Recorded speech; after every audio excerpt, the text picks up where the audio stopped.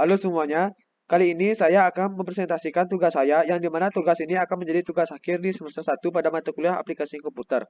Presentasi saya kali ini akan membahas tentang kenapa air laut itu asin. Sebelum saya mempresentasikan, izinkan saya memperkenalkan diri terlebih dahulu. Perkenalkan, nama saya Inyoman Andrian Wahyu Rana Putra dengan NIM 21156133133 dari kelas 1C D3 Akuntansi. Seperti yang kita ketahui, bumi tempat tinggal kita sekarang ini 70% isinya terdiri dari air.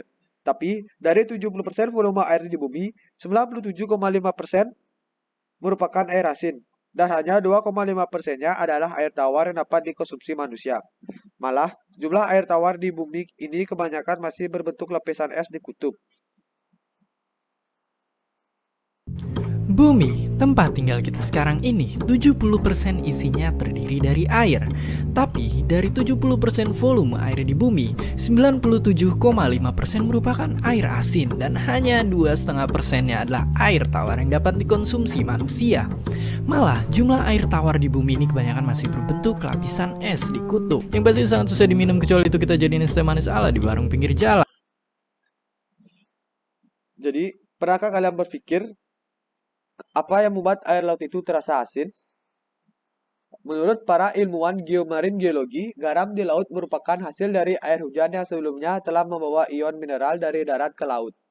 Akibat karbon dioksida di udara, yang kemudian meralut ke dalam air hujan maka akan terasa asin.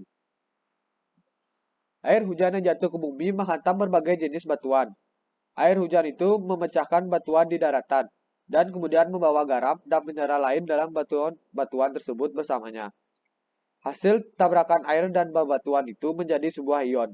Ion tersebut mengandung sodium dan klorida yang jadi bahan-bahan kandungan garam. Air hujan itu kemudian pergi mengalir ke sungai, membawa garam dan mineral lainnya tersebut ke sana. Setelah berkelana jauh, kemudian garam dan mineral lainnya tersebut sampai ke tujuan akhirnya, yaitu laut. Karena nggak ada tempat untuk pergi lagi, garam dan mineral lainnya tersebut akhirnya berkumpul semua di lautan. Ketika air laut menguap dan membentuk awan, garam yang ada di laut tetap ada di laut.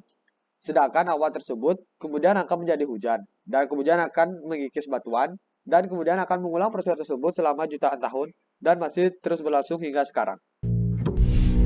Awal mulanya adalah gara-gara hujan. Singkatnya, air hujan yang jatuh ke bumi menghantam berbagai jenis batuan. Air hujan itu memecahkan batuan di daratan dan kemudian membawa garam dan mineral lain dalam batu-batuan tersebut bersamanya. Air hujan itu kemudian pergi mengalir ke sungai membawa garam dan mineral lainnya tersebut. Setelah berkelana jauh, kemudian garam dan mineral lainnya tersebut sampai ke tujuan akhirnya, yaitu laut. Karena nggak ada tempat untuk pergi lagi, garam dan mineral lainnya tersebut akhirnya berkumpul semua di lautan. Ketika air laut menguap untuk membentuk awan, garam yang ada di laut tetap ada di laut. Sedangkan awan tersebut kemudian akan menjadi hujan, kemudian akan mengikis batuan, dan kemudian akan mengulang proses tersebut selama jutaan tahun dan masih terus berlangsung hingga sekarang. Lalu, pernahkah kalian berpikir, kenapa kita tidak mengolah air laut untuk dikonsumsi? Tapi, kenapa kita nggak nyaring air laut aja buat terus kita minum?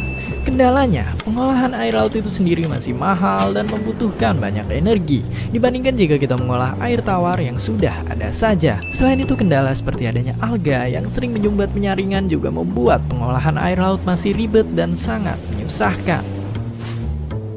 Jadi, seperti kata Khalil Gibran ini, bahwa ternyata di alam ini segalanya begitu berhubungan. Lalu, apakah video ini membuat Anda haus? Silakan minum, tapi jangan pakai air laut. Terima kasih. Baik, sekian presentasi yang dapat saya sampaikan. Saya ucapkan terima kasih.